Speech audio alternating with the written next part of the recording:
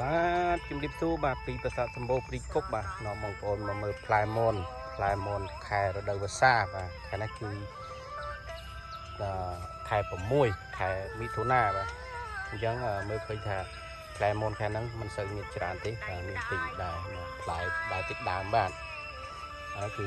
សភាពផ្លែបាទផ្លែអារ៉ាមនេះគឺផ្លែច្រើនបាទនេះគឺមនពូជឈៀងម៉ៃបាទកតល្អដែរបងប្អូនបាទនេះគឺមនពូជឈៀងម៉ៃបងប្អូនបាទហើយយើងខ្ញុំក៏មានពូជសម្រាប់លក់ដែរបងប្អូនចាប់អារម្មណ៍ទេអាចតងទិញបាន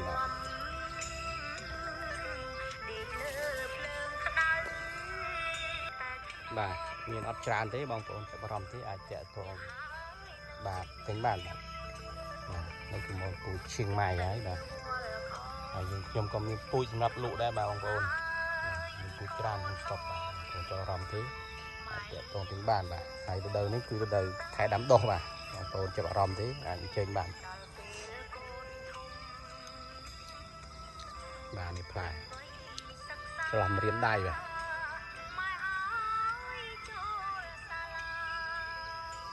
បាទតែបានទុំច្រើនមកតបានបេះបាទព្រោះយប់មិនភ្លៀងបាទ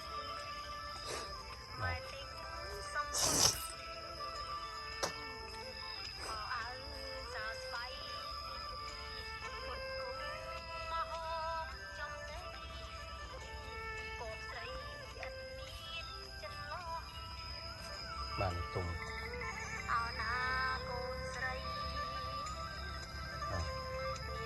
ទុំខ្វាយល្អបាទតែខ្វាយជិះផ្អែមឆ្ងាញ់បាទ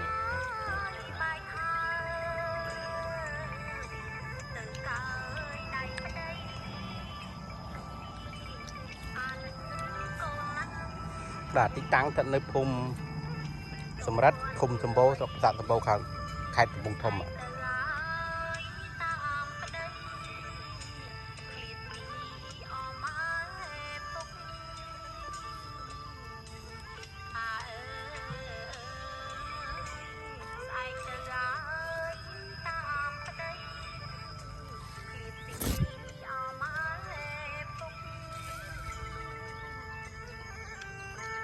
បាទទុំភពល្អបាទបងប្អូន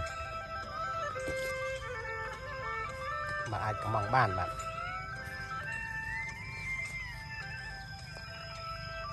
បញ្ជាក់ទៀតបាទខ្ញុំមានពូជសម្រាប់លក់បាទបងប្